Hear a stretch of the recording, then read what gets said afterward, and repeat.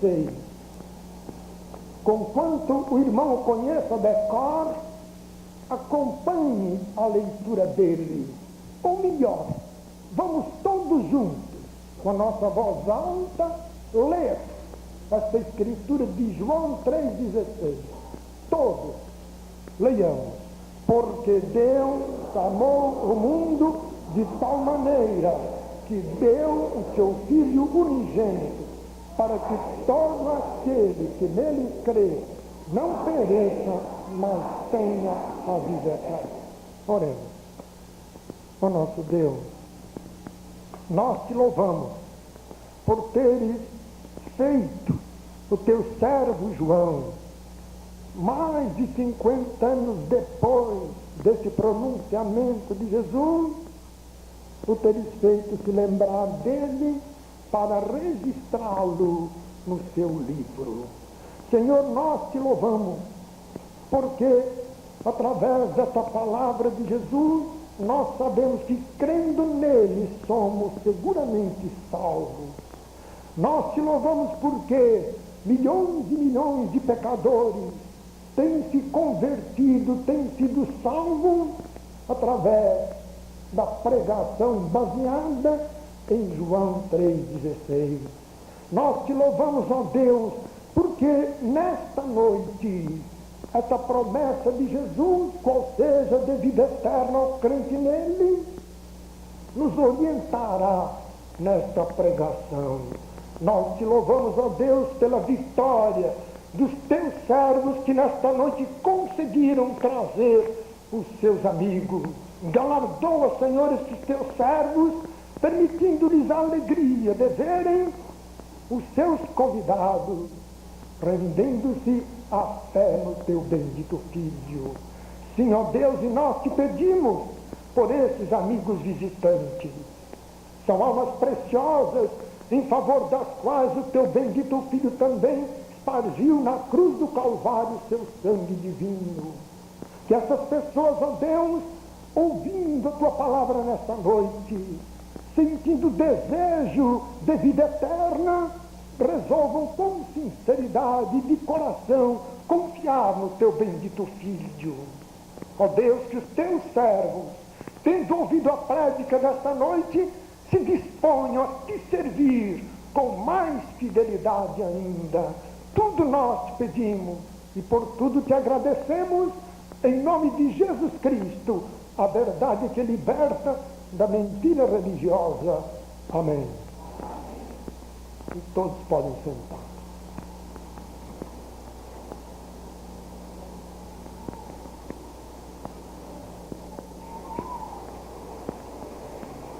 Propus-me, desde quinta-feira passada, meus caríssimos irmãos, a nesta noite lhes apresentar as razões ou o motivo, as razões que me levaram a, depois de 16 anos de sacerdote católico, abandonar aquele ministério.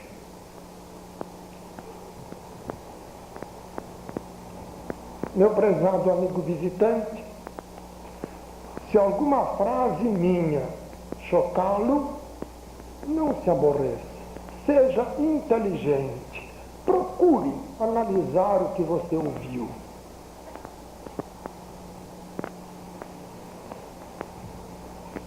É óbvio que não está em mim o desejo de magoar, de ferir quem quer que seja.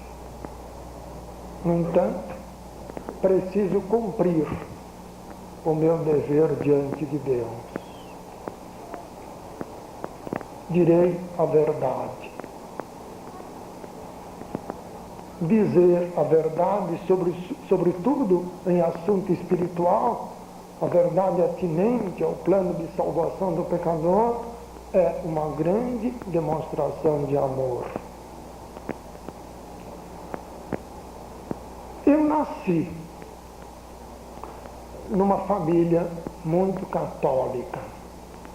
Meus pais são europeus.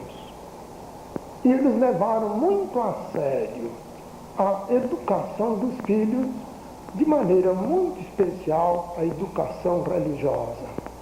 Lembro-me bem, estava eu com 3 anos e meio de idade quando minha mãe passou a me ensinar aquelas primeiras rezas da religião católica. E foi decorando aquelas rezas que aprendi de minha mãe a crer em nosso Senhor Jesus Cristo.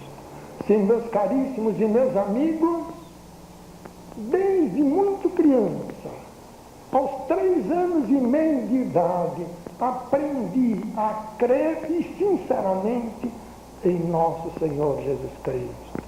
Lembro-me bem, foi uma manhã radiosa do mês de maio.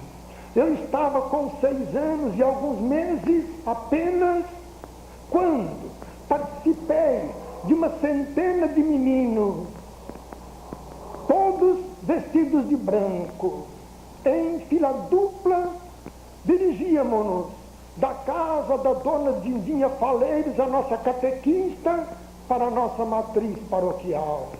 Uma multidão de pessoas nos seguia. Quando dobramos a esquina da Praça da Matriz, os sinos festivos puseram-se a bimbalhar. Lá em cima, junto à porta de entrada do templo, no topo da escada, o seu vigário, já paramentado, nos aguardava. E ele, feliz, sorridente, estendia sua mão direita para que cada um de nós a beijássemos e ele nos abençoava. Entrados todos na matriz, o seu vigário iniciou a missa. A solenidade, meus caríssimos e meus amigos, da minha primeira comunhão. Os cânticos do coral da matriz eram entremeados pelos cânticos das crianças neocomungantes. Em chegando o momento de ir à mesa da comunhão, seguindo ensaios anteriores, postei-me de joelhos àquela mesa. Seu vigário, ao chegar diante de mim, retirou da âmbula uma hóstia consagrada. Com ela, fez sobre a minha cabeça uma cruz, abençoando-me. Entreabri os lábios, estirei a ponta da língua e sobre ela ele depositou a hóstia consagrada. Eu a salivei, tendo o cuidado de não tocá-la nos dentes, que seria um grande pecado. Engolia, certo, crendo que estava recebendo o próprio Jesus Cristo, Deus, o próprio Jesus Cristo com seu corpo, sangue, alma e divindade, tão real na hóstia como real no céu. Segundo me ensinaram, a hóstia consagrada não entra no processo normal de digestão, mas localiza-se no coração do comungante. E crendo assim, que naquela hóstia localizada em meu coração, ali estava nosso Senhor Jesus Cristo, meus caríssimos e meus amigos, na pureza da minha infância, eu lhe clamei por salvação eterna. Sim, desde muito menino, preocupava-me com esta salvação. Meu prezado amigo, você tem pensado neste assunto da sua salvação eterna? Talvez você se preocupe com tantas coisas da terra, até com seu trabalho, com seu ganha-pão, com a sua família. Talvez você se preocupe com futilidades, com passeios, distrações, futebol, novelas, cinema. Mas o meu prezado amigo visitante tem se preocupado com a sua salvação eterna. Você não é um animal irracional. Prezado amigo, você não é um bicho. E eis a solene pergunta de Jesus Cristo: pois que aproveita o homem ganhar o mundo inteiro se perder a sua alma? Meu prezado amigo, que lhe adiantaria conseguir todas as vitórias na terra, desfrutar de todas as regalias humanas, se ao partir desse mundo você o fizesse perdido e perdido por toda a eternidade ficará?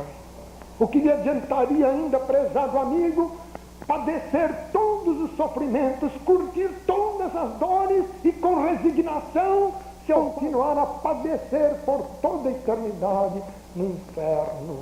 Pois que aproveita o homem ganhar o mundo inteiro se perder a sua alma? É a solene e sempre oportuna pergunta de nosso Senhor Jesus Cristo. O prezado amigo tem se preocupado com a sua salvação eterna? Num domingo, faz uns 2 anos da minha primeira comunhão, numa missa, o senhor vigário contou-nos um fato e deu-nos uma explicação. Ele disse que há séculos passados, lá em Paris, na França, no convento de Paris-le-Monial, Jesus Cristo por muitas vezes apareceu uma freira, Margarida Maria Lacoque. Depois, por Pio XI, transformada em santa, Santa Margarida Maria Lacoque, cuja festa litúrgica a religião celebra aos 17 de outubro de cada ano. Aparecendo aquela freira, nosso Senhor Jesus Cristo portava o coração fora do peito, e o coração rodeado pela coroa de espinhos e encimado por labaredas de fogo. E ao aparecer por diversas vezes, ou por muitas vezes, a freira Margarida Maria Lacoque, nosso Senhor Jesus Cristo disse que garantia, daria salvação eterna ao devoto do seu sagrado coração, que cumprisse esta devoção de receber a hóstia consagrada em honra dele na primeira sexta-feira do mês de 9 meses consecutivos. Ele prometeu vida eterna, salvação eterna, sob esta condição: que o devoto do seu coração recebesse em comunhão a hóstia consagrada, nem qualquer sexta-feira do mês, mas na primeira sexta-feira do mês, e de 9 meses consecutivos, sem qualquer interrupção. A sexta-feira seguinte era a primeira sexta-feira do mês de junho, por sinal, mês este consagrado de maneira particular ao Sagrado Coração de Jesus.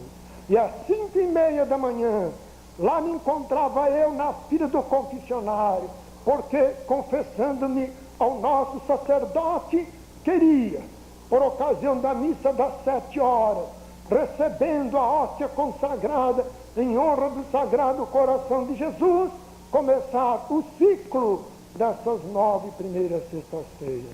Eu cumpri com rigorosa fidelidade. E feitas estas comunhões, nas 9 primeiras sextas-feiras consecutivas, meus caríssimos e meus amigos, eu não me reconheci salvo, não me reconheci possuidor de vida eterna. E passei a repetir, eu fiz indefinidamente durante a minha mocidade, durante o meu tempo de seminário católico, durante tantos anos de sacerdote, esta devoção das 9 primeiras sextas-feiras. Terminava um ciclo, na primeira sexta-feira seguinte, principiava outro. E jamais, em decorrência, em consequência desta prática devota, reconheci-me verdadeiramente salvo. Desde criança, meus caríssimos e meus amigos, busquei ardorosamente salvação eterna. Fui ser padre porque, crendo em Jesus Cristo, queria servir a Deus para me salvar. Entrei no seminário católico com 17 anos de idade. Os meus pais não me empurraram para o seminário, também não me proibiram de para lá ir. Fiz primeiro, antes de ir para o seminário, fiz todo o colégio, o ginásio, que naquele tempo era de 5 anos. O meu ginásio não foi fácil.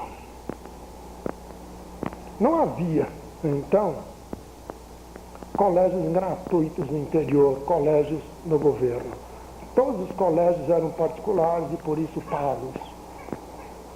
Com um tacho muito grande de ferro, eu fazia sabão. Para a sorte minha, ainda não havia sabão em pó. E vendia esse sabão, as barras, os pedaços, de porta em porta, na minha pequenina cidade. Também, depois, quando consegui algum dinheiro, comprei uma máquina industrial, Singer, de remendar saco de estopa. E as duas usinas, de beneficiar arroz e uma de descaroçar algodão da minha cidade, me favoreciam a sua sacaria rasgada para que eu a remendasse e por isso me pagavam. Assim, paguei todas as despesas do colégio, também o material escolar, e fui para o seminário, levando 32 contos de réis. Um dinheiro enorme na ocasião, suficiente para se comprar uma boa casa. No entanto, esse dinheiro não bastaria para cobrir todas as despesas até o fim do curso de seminário católico. Transformei o meu quarto numa verdadeira tinturaria, onde eu lavava e passava ferro as batinas dos meus colegas, que na época eram de algodão. Remendava-lhes as meias, fazia-lhes outros trabalhos, e por isso eles me pagavam. O regulamento do seminário católico também quanto a isto era severo. Às 9 horas da noite em ponto, todos os alunos deveriam apagar as luzes do quarto.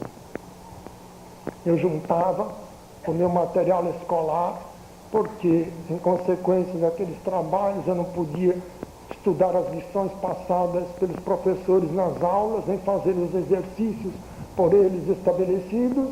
Juntava o meu material escolar, ia lá para um banheiro e debaixo de uma lâmpada de 20 watts, estudava até meia-noite, 1h da madrugada.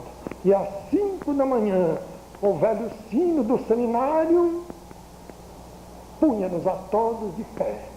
E com isto eu herdei uma miopia e a insônia. Até anos passados eu me aborrecia com insônia. Muitas vezes à noite, sem conseguir dormir, eu me irritava. Depois eu resolvi adotar outra política. Tornei-me amigo da minha insônia. Nós nos damos muito bem e hoje eu gosto da companhia da minha insônia, porque isso me favorece muito trabalhar mais. É tão bom a gente estudar e trabalhar madrugada dentro.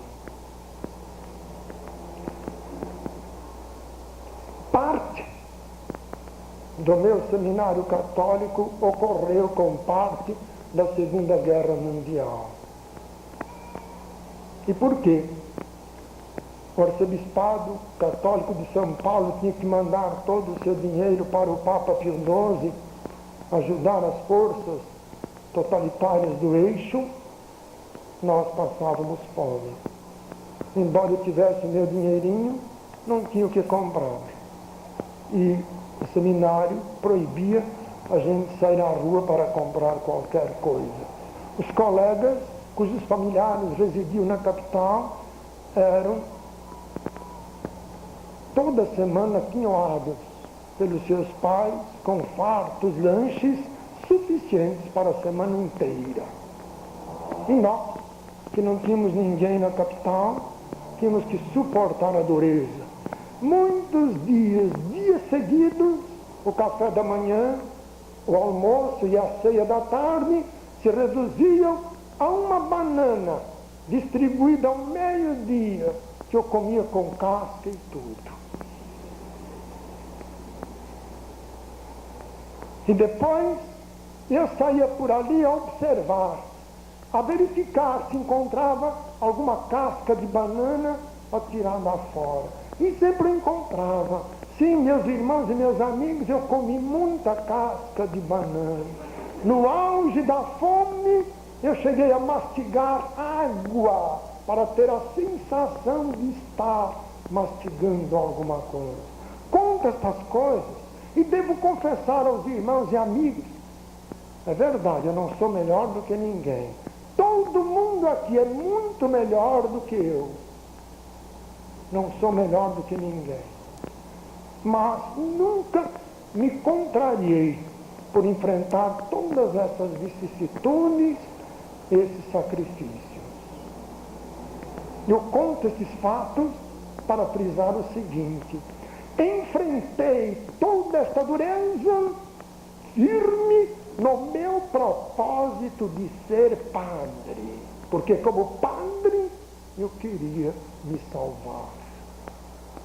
A minha turma era de 62 rapazes no primeiro ano.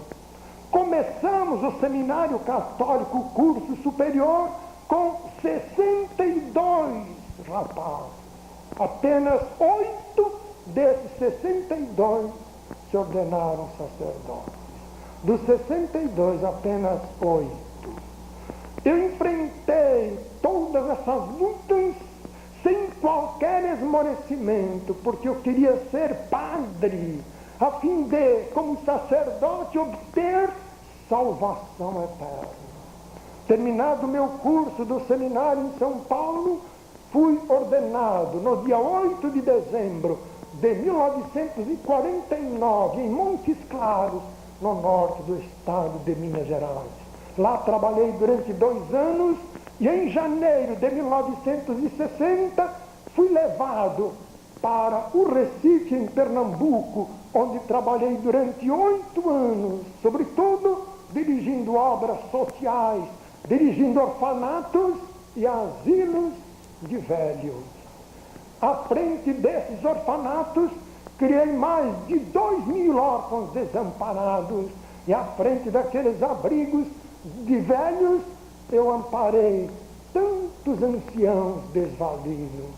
Procurava me esmerar no cumprimento dessas minhas responsabilidades, porque, praticando esta caridade, eu queria merecer salvação eterna. Em outubro ainda, fui pregar no Recife e fiz questão de, numa tarde, andar por aquelas ruas centrais da capital pernambucana, a me recordar de tantos anos passados, quando por aquelas mesmas ruas eu andava tendo dentro dos meus sapatos pedrinhas que feriam os meus pés.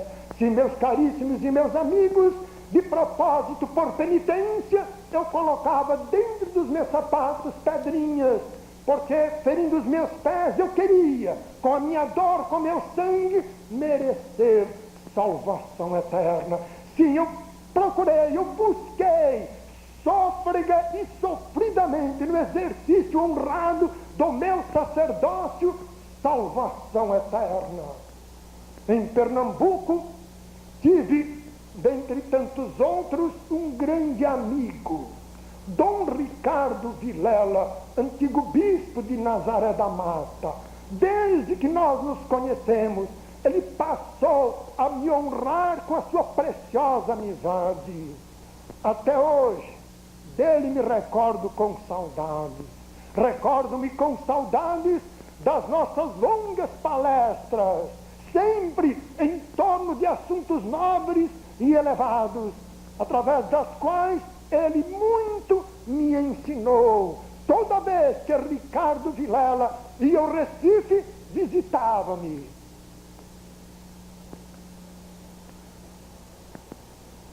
Um dia,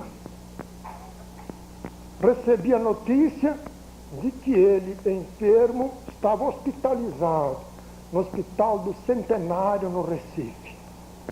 Logo fui visitá-lo. Ele me disse, na sua conversa: Padre Aníbal, não sairei vivo daqui. Sei que vou morrer. Quero me preparar muito bem para morrer. Quero que você ouça as minhas últimas confissões. Irmãos, eu senti um nó na garganta. Primeiro, porque o meu amigo morreria logo. E segundo, por causa desse pedido dele, de lhe ouvir as últimas confissões. Se Deus, nos seus desígnios insondáveis, fosse servido de que eu passasse a viver toda esta minha vida, eu não faria questão nenhuma. Eu não faria questão nenhuma de voltar a, como menino, fazer sabão e vendê-lo na minha pequenina cidade. Não faria questão alguma de tornar, como menino, a remendar sacos de estopa. Não faria questão alguma de enfrentar a fome cruel do meu seminário.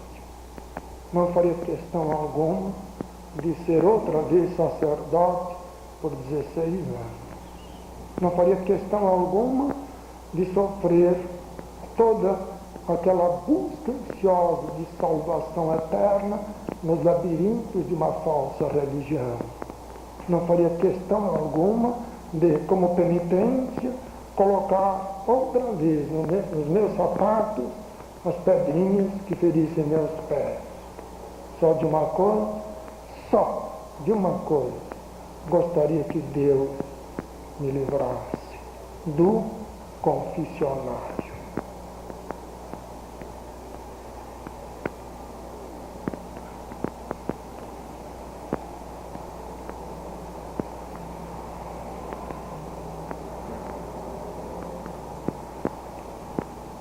Dada a minha antiga experiência religiosa como sacerdote, e mais ainda, de confessor, sei que sou um pregador diferente, não melhor do que os outros, diferente.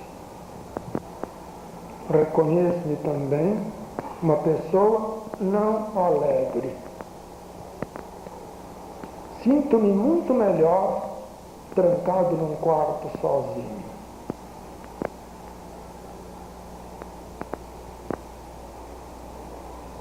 É o resultado daqueles cruéis embates do passado. Não sou uma pessoa alegre. Muitas pessoas têm feito esta observação verdadeira. A gente nota que de quando em quando o irmão parece que passa sobre o irmão uma nuvem de tristeza. É verdade. Sabem por quê? Porque constantemente me lembro da morte de pessoas muito queridas, morte que assisti, e todas elas em grande desespero, porque essas pessoas têm salvação. Eu daria tudo se, conhecendo o Evangelho, o tempo pudesse retroagir para eu falar àquelas pessoas sobre o Evangelho de Jesus. Dom Ricardo Vilela pediu-me para que lhe ouvisse as derradeiras confissões.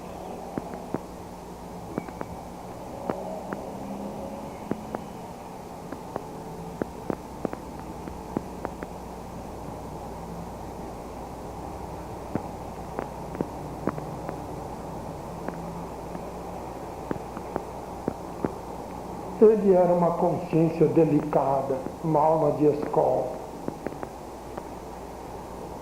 Segundo a religião católica, a pessoa, quando vai se confessar ao sacerdote, deve se preparar.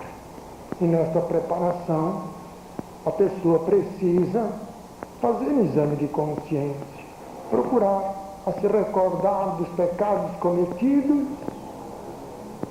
depois da última confissão bem feita, com o coração aberto, contá-los todos ao sacerdote confessor. Dom Ricardo Vilela passou muitos dias pensando na vida dele, desde criança. E conforme se recordava de pecados por ele cometidos, anotava-os em folhas de papel almácio. Sobre alguns, ele registrou também as circunstâncias em que ele os praticou. E aquela relação dos pecados do bispo cobriu muitas folhas de papel almácio. E agora, em confissão, ele me leu tudo aquilo. Dom Ricardo Vilela cria em Jesus Cristo. E esta foi uma confissão longa, triste, dolorosa. Nós misturamos as nossas lágrimas. Dele é chamada absolvição. Todos os dias visitava-o e todos os dias ele queria se confessar e efetivamente se confessava lendo aquela mesma lista de pecados e eu, a todos os dias, lhe repetir a absolvição. E o bispo nunca se sentiu seguro do perdão de Deus. A religião ensina que, lá no confessionário, o sacerdote só pode perdoar a culpa ou a malícia do pecado. Ele não pode perdoar o castigo ou a pena que o pecador merece pelo seu pecado. É um meio perdão. Já se vê, caríssimos e amigos, que se é meio perdão, não é perdão algum. Por isso que o católico fervoroso, quanto mais se confessa ao sacerdote, mais desesperado é. Dom Ricardo Vilela não se reconhecia perdoado por Deus, por isso todos os dias me confessava os mesmos pecados. Uma tarde, quando cheguei lá no Hospital do Centenário, ele agonizava.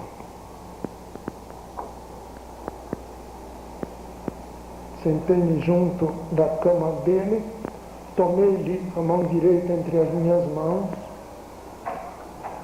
e fiquei ali. Ele tinha tido um corpo atlético, robusto, agora reduzido ao monte de ossos sem carne. A doença sugara-lhe todas as carnes.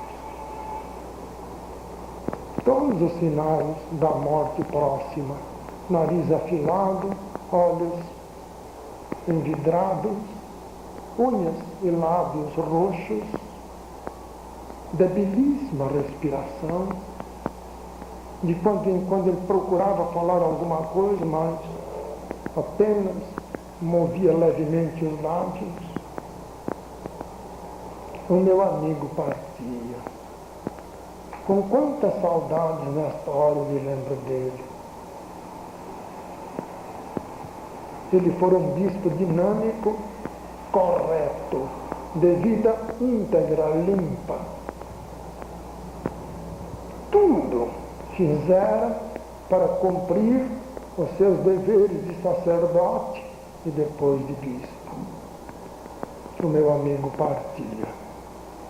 Depois de uns 50 minutos que eu estava ali, ele como que reunindo as suas últimas energias físicas, gritou: estou indo para o inferno.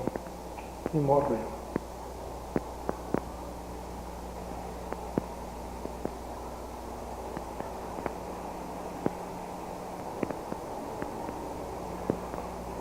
Enxuguei as 2 últimas lágrimas.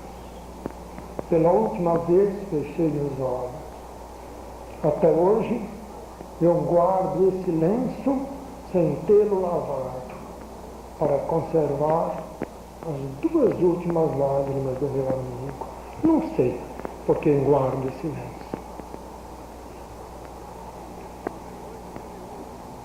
Eu fui ser padre porque, crendo em Jesus Cristo, queria servir a Deus para me salvar. E lá dentro encontro isso. Assisti à morte de muitos dos meus fiéis e de alguns outros sacerdotes. Com esses meus 2 dedos, fechei pela última vez os olhos de muita gente. No meu coração eu carrego os últimos segredos de tantas pessoas.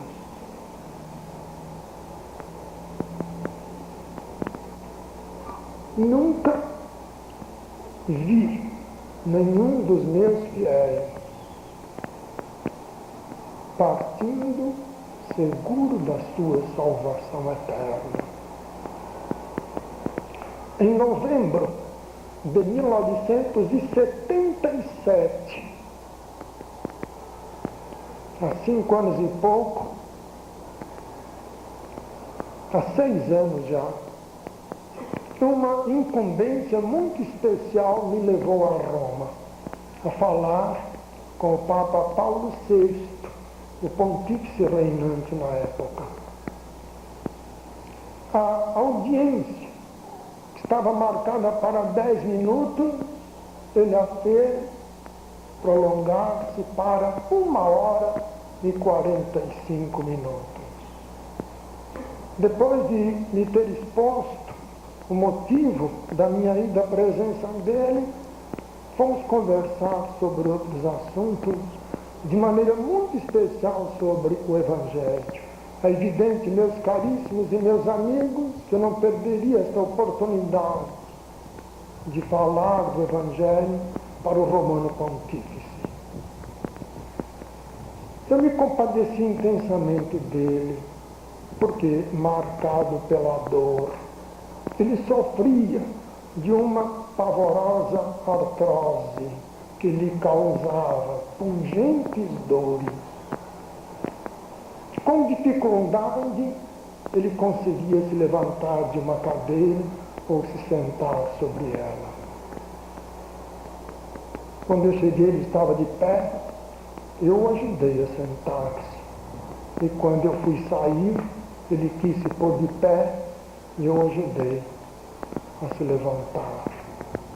Disse-lhe desta segurança, desta paz que o crente tem, paz com Deus, esta certeza do céu, assim que partir pela morte deste mundo. Contei de um horrível acidente automobilístico que eu sofri no mês de julho de 1975, ocasião em que eu fiquei 30 dias inconsciente e por muitos dias eu agonizei. Dizem-me os meus familiares que nas minhas longas agonias, às vezes eu falava, e em geral falava sobre o céu. Agonizando não tinha outro assunto senão este, o céu. E supondo estar na presença de uma multidão a pregar a palavra de Deus, eu pedia para que fosse cantado o hino 508 do cantor cristão, o hino que fala sobre o céu. Eu contei isso a Paulo VI, e com seus olhos cheios de lágrimas, ele dizia: eu queria ter essa segurança de ir para o céu, mas eu não consigo entender que o pecador é salvo só pela graça de Deus, pela fé em Jesus Cristo, porque se o pecador com seu pecado ofende a Deus, o pecador há de merecer com seu sofrimento e com as suas obras a sua salvação eterna. Ele tem que pagar alguma coisa por haver ofendido a Deus com seu pecado. Ele não conseguia entender o Evangelho, que ensina a ser a salvação unicamente pela graça de Deus, essa salvação que nos é comunicada quando cremos verdadeiramente em Jesus Cristo. No dia 6 de agosto de 1978, quando ouvi no rádio a notícia da morte de Paulo VI, chorei de compaixão dele. Ele tinha tanto medo de morrer, que pelo menos por 4 vezes, em discursos públicos, ele revelou esse pavor da sua morte. E no dia que ele completou 80 anos de idade, que foi em setembro de 1977, no seu discurso diante de todos os embaixadores credenciados no Vaticano, ele repetiu essa informação sobre o seu medo de morrer e pediu aos fiéis católicos do mundo inteiro que rezassem por ele. E meus caríssimos e meus amigos, eu fui ser padre para obter salvação eterna. E lá dentro nem o Papa é salvo. Tanto assim que o Papa não é salvo, que isso é reconhecido. Pois, quando morre um sumo pontífice, os sacerdotes do mundo inteiro rezam missa pela salvação da alma dele.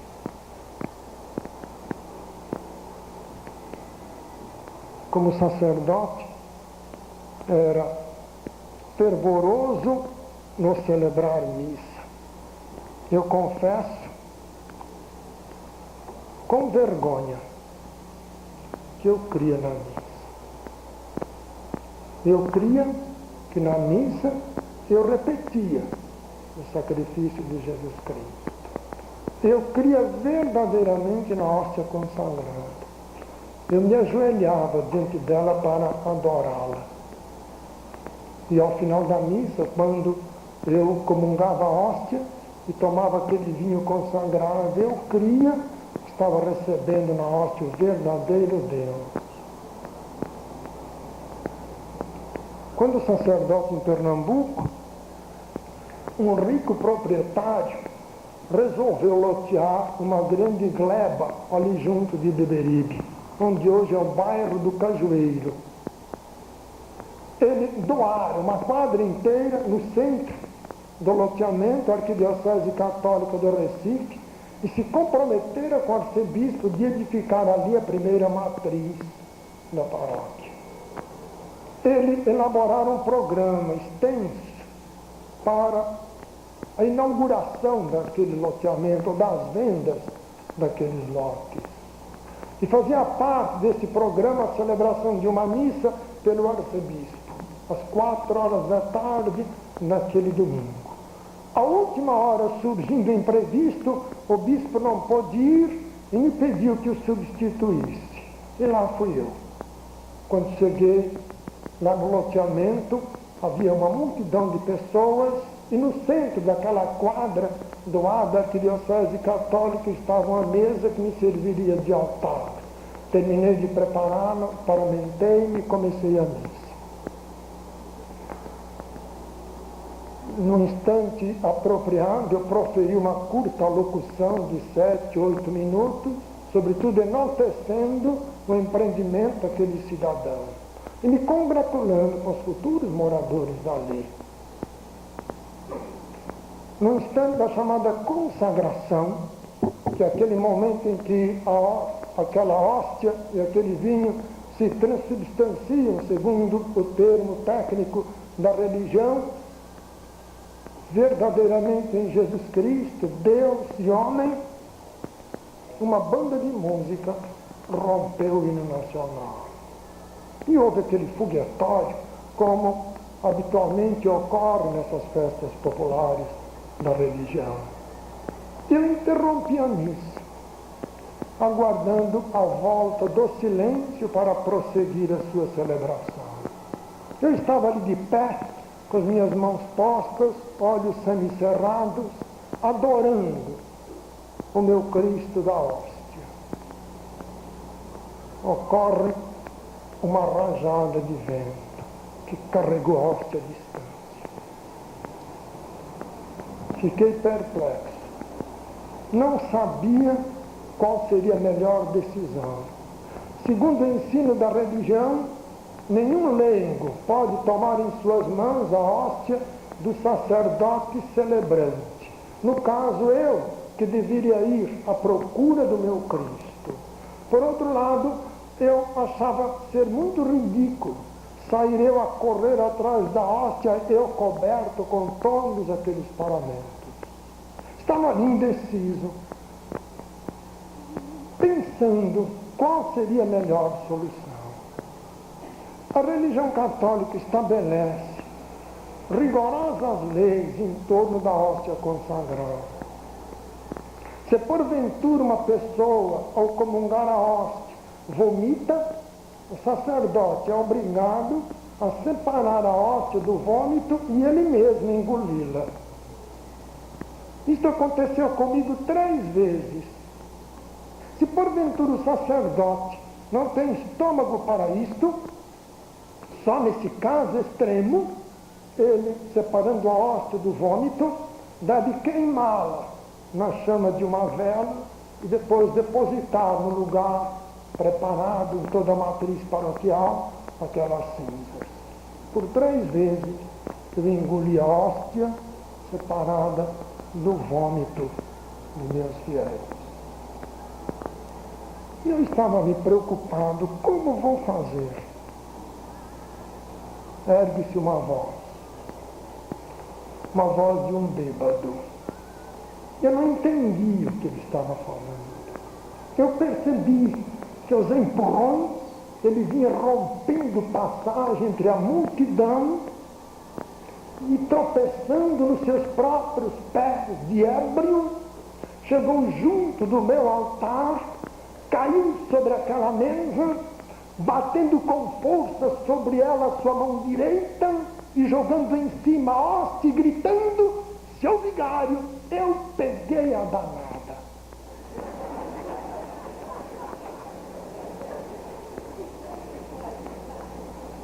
Meus irmãos e meus amigos, eu tenho vergonha de dizer que nem isto abalou a minha fé na missa e na hóstia.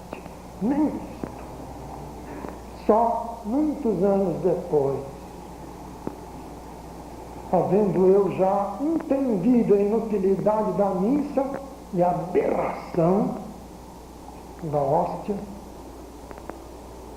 Deus permitiu que acontecesse um outro fato, ainda mais horripilante do que este. E com este outro fato, o meu coração se desapegou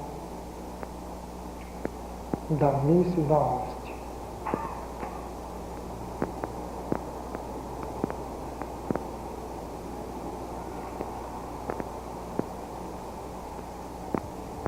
Em 1960, fui ser vigário na cidade de Guaratinguetá, bem perto de Aparecida do Norte. O que eu escrevi neste livro, A Senhora Aparecida, foi o que os sacerdotes da própria Basílica me disseram. Numa palavra, a história da Senhora Aparecida é outra mistificação. E foi esta a minha última desilusão lá dentro. Em fevereiro do ano de 1961, destruí um templo evangélico na cidade de Guaratinguetá. Não suportava os crentes.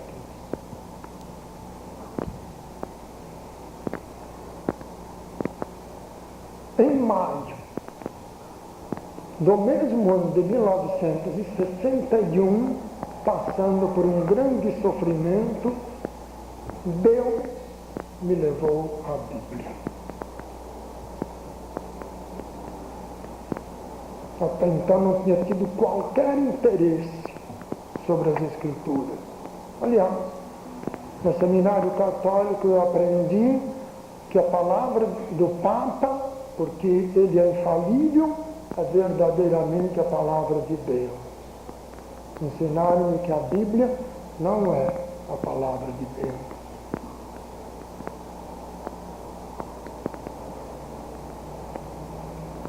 Lendo a Bíblia, o livro de Jó foi o primeiro livro das Escrituras que eu li.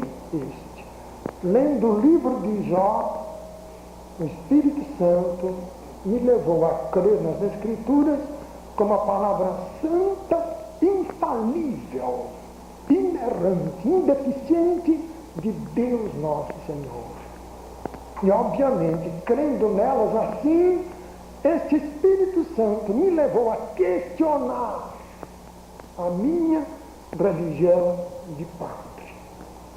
Meus amigos, é muito importante que nós questionemos tudo do nosso viver, até o cardápio da nossa alimentação.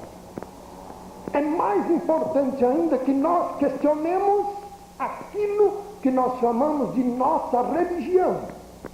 Questionar por questionar seria idiotice. Eu devo questionar a minha religião à luz das Sagradas Escrituras. Perto de minha casa, lá em São Paulo, há uma senhora vizinha muito gorda. Eu não tenho nada contra as pessoas gordas. Até eu acho bonita uma pessoa gordinha, rechonchudinha. Ela usava calça comprida branca e muito agarrada. Ela observou, depois de algum tempo, que toda pessoa com quem ela cruzava na rua sorria dela. E observando isto, ela começou a dizer: estão zombando de mim. Por que será que zombam de mim? Por que será que todos que passam por mim sorriem? O que acontece? Ela foi à casa de uma outra vizinha, que tem um espelho grande na porta do guarda-roupa. Ela calculava, ela supunha que sorriam dela por causa da calça comprida. Ela foi à casa da vizinha, vestida com essa calça comprida, e foi questionar a sua roupa diante do espelho. E ela mesma sorriu dela, achou-se ridícula. Desfez-se daquelas calças compridas agarradas e passou a se vestir de acordo com a exigência, não tanto da moda, mas da conformação do seu próprio corpo. Ela questionou a sua roupa diante de um espelho. Meus amigos, eu fui questionar a minha religião de padre diante desse espelho divino que são as Sagradas Escrituras. Eu me horrorizava por verificar Deus condenando a minha religião de padre, Ele na sua santa palavra, combatendo aqueles dogmas característicos da religião. Eu me revoltava contra Deus, porque como sacerdote não admitia que nem Deus combatesse a minha religião de padre. Estava lendo as Escrituras, encontrava-as a combater uma doutrina determinada da minha religião, desesperava-me, rasgava a Bíblia e queimava os seus pedaços, propondo em meu íntimo não ler mais aquele livro, atendendo, aliás, o conselho do meu bispo, a quem mantinha informado dessa minha situação. Dias depois eu me arrependia, comprava uma outra cópia da Bíblia, continuava a examiná-la, ocorria-me nova crise de desespero por encontrar Deus na sua santa palavra, condenando outra doutrina da minha religião. Rasgava essa cópia da Bíblia e queimava. De sorte que assim, de desespero em desespero, de conflito em conflito, queimei 18 exemplares da Bíblia. Foram meses dramáticos para mim, de indizível conflito íntimo. E nessa luta tão grande, meus caríssimos e meus amigos, encontrei nas Escrituras o que eu deveria fazer para ser verdadeiramente salvo. E esse plano de salvação do pecador, que é pela fé, é unicamente pela fé em nosso Senhor Jesus Cristo, único Salvador, porque na cruz Ele pagou pelos nossos pecados. Eu conhecia esse plano como doutrina protestante, consoante o ensino do seminário católico. E agora eu descubro que não é doutrina protestante, mas é um ensino claro da palavra de Deus. De início eu recusei. Eu sabia, meus irmãos e amigos, que se aceitasse este plano, eu teria que deixar de ser padre, e isso eu não queria. Teimei muito contra Deus.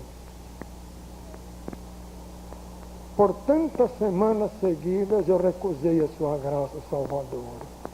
Queria ser salvo, e quando descobri o plano de salvação, eu recusei simplesmente por isso, porque não queria deixar de ser padre e abandonar a minha religião. E vejam, nesta altura do tempo, eu já não cria mais naqueles dogmas próprios da religião católica. As Escrituras destruíram todas aquelas minhas convicções católicas. Assim mesmo, não queria abandonar a religião, e muito menos o sacerdócio. Eu não tenho culpa de ter deixado de ser padre. Agora, eu assumo a responsabilidade deste gesto. Quem tem culpa é a palavra de Deus. Quem me tirou de lá foi a misericórdia de Jesus. É bênção dele. Agora, perante a sociedade dos homens, eu não recuso assumir toda a responsabilidade deste ato. Depois de tantas semanas de luta íntima, na madrugada de 8 de novembro de 1961, eu fui ler o Evangelho de João. Quando eu comecei a ler o capítulo 3º, pus-me de joelhos. Uma força extraordinária fez-me ajoelhar. E lendo João 3,16, rendi-me à fé evangélica em Jesus Cristo. E Ele me salvou. Aquilo que eu busquei, sôfrego, desde criança, e sobretudo no exercício honrado do meu sacerdócio, sem nunca ter encontrei nesta hora, na pessoa divina de nosso Senhor Jesus Cristo, a quem entreguei o meu coração e a minha vida. Ele me deu salvação. Sou muito frágil, tenho muitas fraquezas, sei que não tenho valor algum, por isso mesmo confio só em Jesus Cristo. Sei que por isto Ele jamais permitirá que eu me perca. Ele me deu vida eterna e perseverarei salvo até o fim, por graça dele, não porque eu mereça coisa alguma. Naquela hora, sem eu nem ter me lembrado de pedir a Deus, Ele me libertou do vício, do cigarro e da bebida. No entanto, Ele não me libertou do medo. Eu tinha um grande medo de ser perseguido, de sofrer se deixasse tudo aquilo. E oprimido, terrivelmente oprimido pelo medo, fiquei lá dentro ainda 3 anos e meio.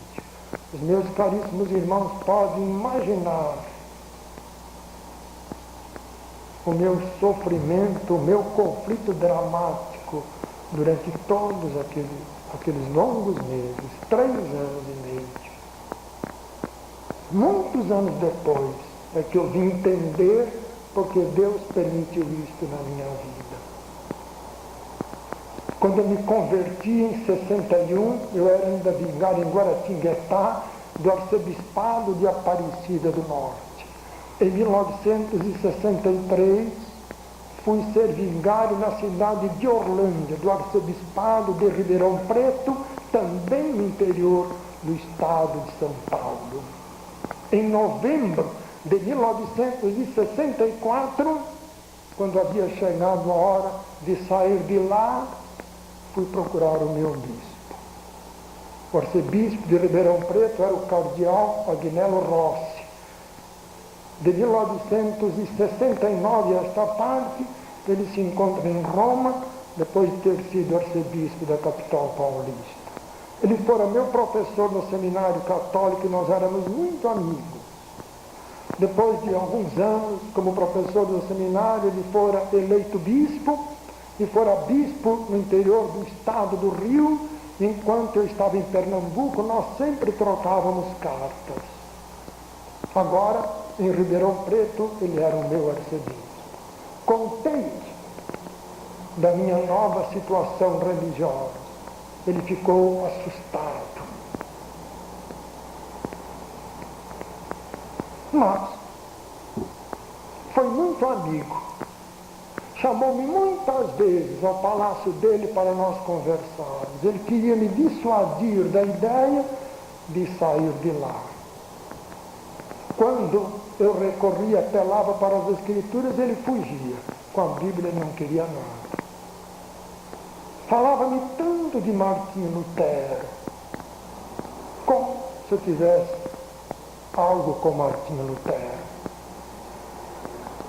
Depois de ter chegado a esta conclusão de ser inútil esta sua tática de pretender me segurar lá dentro através da amizade, da cordialidade e de certas promessas ou propostas, ele decidiu recorrer à violência. Mediante uma tocaia, fez-me prender num pequenino quarto do seu palácio em Ribeirão Preto, e durante 3 dias eu fui, muitas vezes, brutalmente espancado. Com pontapés me aleijaram. Trago no meu corpo as marcas do Senhor Jesus Cristo. E foi nesta hora de torturas que Deus me libertou do medo.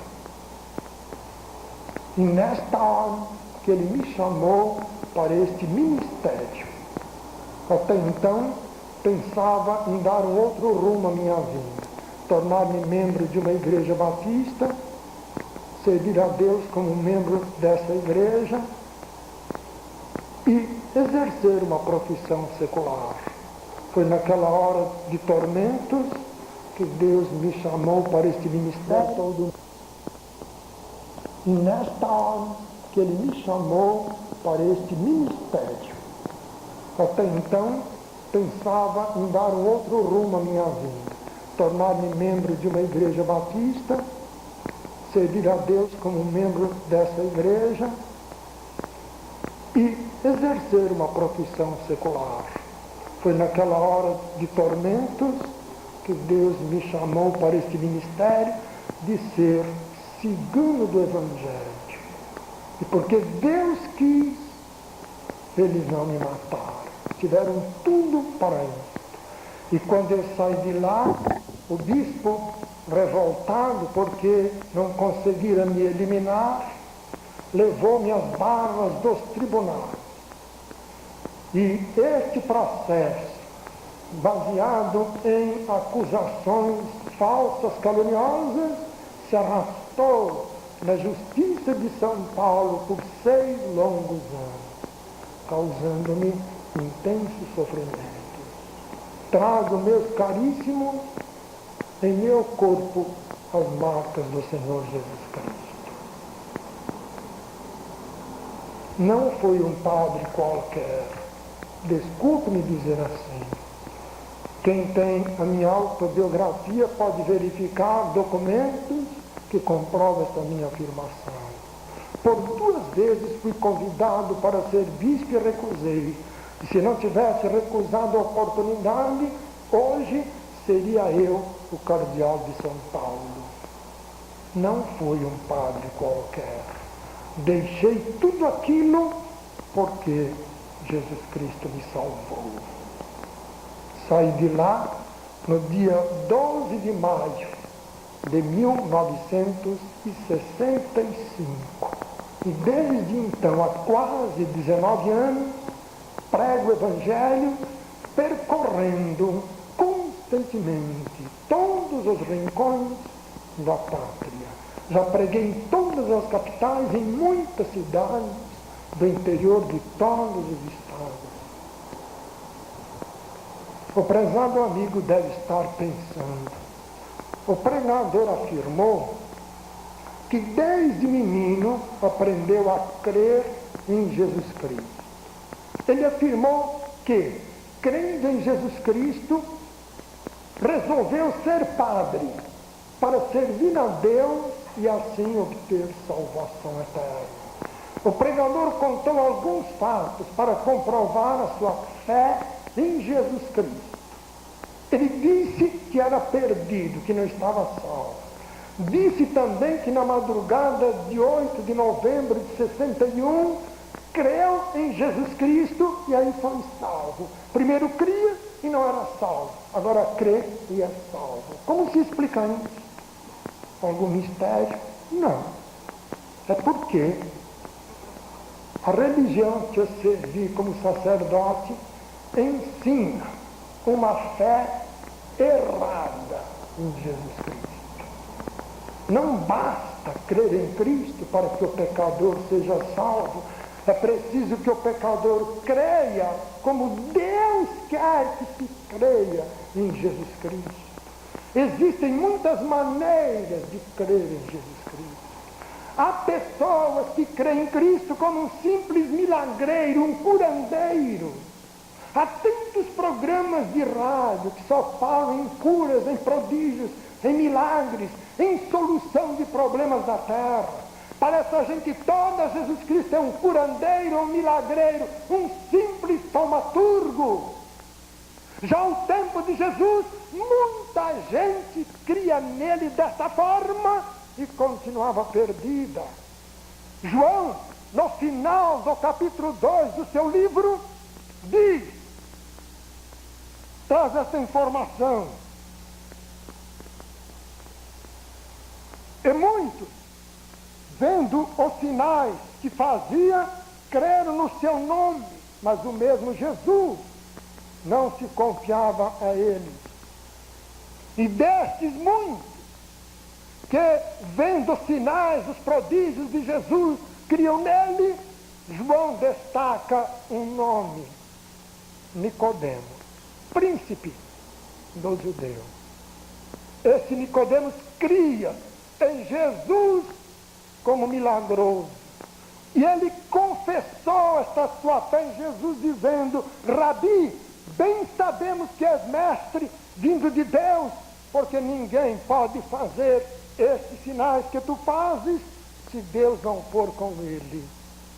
E esse Nicodemos era salvo? Não. Ele cria em Jesus e continuava perdido. De sorte que Jesus lhe exigiu a experiência do nascer de novo, da regeneração ou conversão. Exigiu-lhe que cresce nele como verdadeiro Salvador espiritual, aquele que pode dar vida eterna. Uma vez, ele tem essa palavra tão dura sobre essa gente que crê nele como um curandeiro, disse: muitos me dirão naquele dia, no dia de juízo: Senhor, Senhor, não profetizamos nós em teu nome, e em teu nome não expulsamos demônios, e em teu nome não fizemos muitas maravilhas? Vejam, caríssimos e amigos, essas pessoas, porque creem em Jesus, no nome dele profetizam, no nome dele expulsam demônios, no nome dele fazem muitas maravilhas, muitos prodígios. No entanto, Jesus disse que lhes dirá abertamente: nunca vos conheci, apartai-vos de mim, vós que praticais a iniquidade. Existe outra maneira errada de crer em Jesus Cristo. É a maneira como os demônios creem nele. Tiago, no seu livro, lembra: tu crês que há um só Deus, fazes bem, também os demônios o creem e estremecem. Se, meus amigos, os demônios creem em Deus e continuam demônios. De resto, o primeiro a proclamar Jesus, Filho de Deus, foi um espírito maligno. Os demônios adoravam Jesus Cristo. Marcos nos diz: e os espíritos imundos, vendo-o, prostravam-se diante dele e clamavam, dizendo: tu és o Filho de Deus. E esses demônios, conquanto crescem em Jesus Cristo, continuaram demônios, porque a fé dos demônios é uma fé errada. E há outros que creem em Jesus Cristo de maneira hipócrita. Ele mesmo disse em Mateus 15, 7 em diante: hipócritas, bem profetizou Isaías a vosso respeito, dizendo: este povo honra-me com seus lábios, mas o seu coração está longe de mim. Mas em vão, inutilmente me adoram, ensinando doutrinas que são preceitos, mandamentos dos homens. Eis aí a condenação da fé chamada católica. Eu crio em Jesus Cristo, mas ao mesmo tempo cria em tantos preceitos, em tantos dogmas estabelecidos por homens. E essa minha crença nesses dogmas invalidava a minha fé em nosso Senhor Jesus Cristo, tornando-a falsa, errada. As Escrituras, amigos, ensinam claramente, e por muitas vezes, em muitas passagens, também do Velho Testamento, que só Jesus Cristo é o Salvador. E para o pecador ser salvo, para o pecador ser perdoado e receber dele vida eterna, o pecador há de confiar de coração somente em Jesus Cristo, porque, repito, só Ele é o Salvador. Crio em Jesus Cristo, o tempo sacerdote, mas ao mesmo tempo eu crio em Maria, a mãe dele, como corredentora ou co-salvadora. Cria nela como advogada e refúgio dos pecadores. Por isso que com fervor eu lhe rezava, invocando-a como mãe de Deus, para que ela se compadecesse de mim e me salvasse, compadecendo-se de mim, sobretudo na hora da minha morte. Com fervor eu rezava a chamada Salve Rainha, que proclama Maria, mãe de Jesus, advogada dos pecadores. Por isso, Jesus não me salvava, porque eu dividia o meu coração. Eu cria também no tal do purgatório. Segundo a religião, o católico que recebe os derradeiros sacramentos, sobretudo se confessa ao sacerdote na hora de morrer, ao invés de ir diretamente para o céu, vai para o purgatório, porque lá ele tem que pagar, tem que sofrer o castigo dos pecados que ele praticou. As pessoas que ficam aqui na terra, segundo o ensino da religião, podem, com as suas rezas, os seus sufrágios, sobretudo a missa, aliviar o tempo do purgatório das pessoas. As Escrituras, meus amigos, não ensinam isso. Quem crê no chamado purgatório recusa crer em Jesus Cristo como único e Salvador. A palavra purgatório quer dizer purificatório. João diz que o sangue de Jesus, o Filho de Deus, nos purifica, nos purga de todo o pecado. O único verdadeiro purgatório do pecador é o sangue de nosso Senhor Jesus Cristo. Quando o pecador confia nele, ele é purificado, é purgado de todos os seus pecados. O sacrifício de Cristo na cruz aconteceu como castigo dos pecados que eu pratiquei, que você praticou, meu prezado amigo. Ninguém que confia de coração em Jesus vai para o purgatório para sofrer o castigo, as penas que merece, por ter ofendido a Deus ao pecar.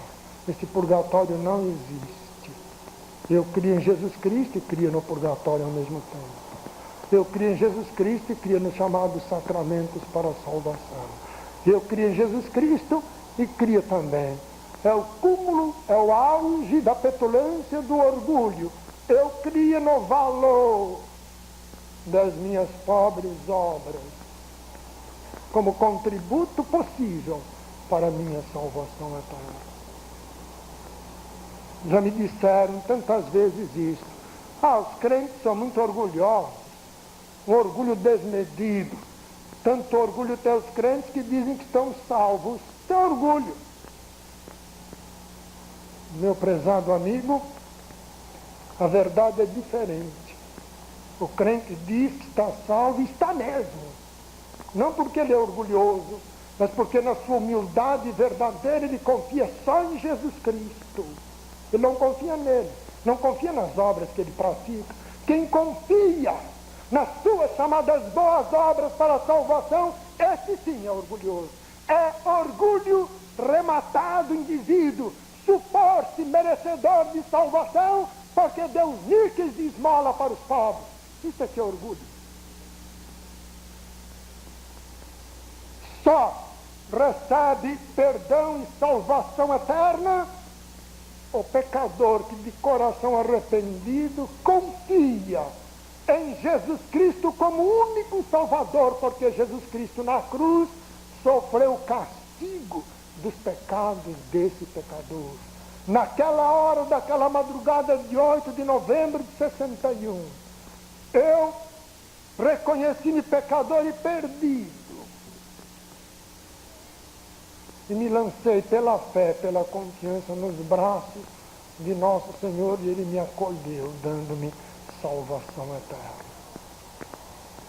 E é evidente que eu não podia continuar como sacerdote, pois, crendo na palavra de Deus, confiando em Jesus como verdadeiro Salvador, eu não podia mais voltar a crer naqueles dogmas do romanismo. E não crendo naquilo, é óbvio, não podia continuar a exercer aquele sacerdócio. A promessa indefectível de nosso Senhor Jesus Cristo, prezado amigo visitante, é esta: porque Deus amou o mundo de tal maneira que deu o seu Filho unigênito, para que todo aquele que nele crê não pereça, mas tenha a vida eterna. João, que registrou essa promessa de Jesus, anota: quem crê nele não é condenado. E de outra feita, nosso Senhor repetiu a mesma promessa com as seguintes palavras: na verdade vos digo que aquele que crê em mim tem a vida eterna, tem a vida eterna. Por isso Paulo apóstolo, em Romanos 8:1, observa: portanto, agora, vejam o advérbio de tempo, agora, portanto agora, nenhuma condenação há para os que estão em Cristo Jesus. Nosso Senhor disse que aquele que crê nele tem, ele não disse terá, mas ele empregou o verbo aqui no presente do indicativo tem agora. Aquele que crê nele tem a vida eterna. E Paulo, inspirado pelo Espírito de Deus, escreveu: portanto agora, nenhuma condenação há para os que estão em Cristo Jesus. Prezado amigo, o dia da salvação é hoje. Você pode ser salvo agora, e Deus quer assim. Prezado amigo, abra o seu coração para confiar em nosso Senhor Jesus Cristo. Ele que na cruz morreu também por você, e Ele morreu como castigo dos pecados que ao longo da sua vida você tem praticado. Ele morreu para lhe perdoar e para lhe dar salvação eterna. Agora Ele quer que você, de coração verdadeiramente arrependido dos seus pecados, confie nele, confie sinceramente nele, e somente nele, porque em verdade Ele é o único Salvador. Amém. Fiquemos todos de pé, por gentileza.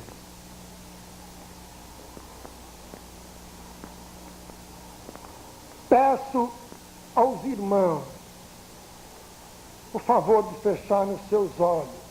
E assim, caríssimos irmãos, orem pelos nossos amigos visitantes. Todos os crentes, orando com fervor, com empenho, pelos nossos visitantes desta noite. E bondosos amigos, também vocês agora fechem os seus olhos. Sim, prezados amigos, assim, de olhos fechados, nessa postura de respeito a Deus enquanto se fala com Ele em oração, assim, de olhos fechados, os amigos irão orar a Jesus Cristo. Sim, bondoso amigo visitante, seja você um senhor, uma senhora, uma moça, um rapaz, uma criança, assim, de olhos fechados, você vai orar a nosso Senhor Jesus Cristo. Em silêncio, dentro do seu coração, amigo visitante, ore a Jesus, dizendo-lhe as seguintes palavras: ó Jesus, preciso ser salvo, porque sou pecador. Com os meus pecados eu tenho sempre e gravemente ofendido a Deus, e porque eu sou pecador, sou perdido. Tu tens misericórdia de mim, me queres salvo. Para a glória de Deus, ó Jesus, tu vieste a este mundo e na cruz sofreste para a minha salvação. Na cruz, cravado, pagaste, sofreste o castigo que eu mereço, porque sou pecador. De coração sincero eu me arrependo, Jesus. E de coração arrependido eu te aceito. Humildemente, submisso à vontade de Deus. De coração eu te aceito como o meu verdadeiro e único Salvador. Sim, Jesus, de coração eu confio no teu sangue divino, derramado gota a gota até a última, lá na cruz, para o perdão dos meus pecados e para a minha salvação eterna, tendo em vista a glória de Deus. Amém. Amém. Os amigos visitantes que me acompanharam nesta oração, levantem a sua mão comigo. Todos os visitantes que me acompanharam nesta oração, levantem bem alto a sua mão. Sim, prezado amigo, Jesus está salvando, Ele quer salvar você. Confie nele em seu coração e erga o seu braço, a sua mão também. Eu quero pedir a todos os visitantes que levantaram a sua mão, um favor de virem aqui à frente, perto desta mesa. Todo visitante que levantou a mão, por bondade, saindo do seu lugar, venha aqui perto desta mesa. Os irmãos facilitem para que eles possam sair aí da poltrona e chegar aqui. Os irmãos conselheiros, não é pelo fato de alguém dar espaços, está sendo salvo. Não. O pecador é salvo quando confia em verdade em Jesus. Agora, quem confia em Jesus, recebendo dele salvação eterna, faz questão de demonstrar isso em público. É por isso que o pregador convida as pessoas a virem aqui à frente. Se aqui também há algum crente eliminado, afastado dessa igreja, sabe que isso não é certo. Sabe que precisa reconciliar-se. E é o momento oportuno agora. O convite é para o crente nesta situação. O irmão resolvendo reconciliar-se, assim deve fazê-lo, por favor, chegue aqui à frente também.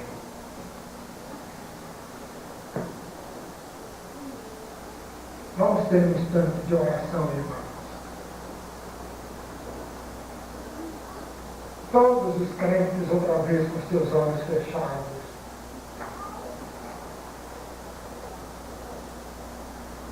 Irmão, neste instante de oração silenciosa, renove o seu compromisso com Deus, ser rigorosamente fiel a Ele, sendo leal, fiel à sã doutrina das Escrituras.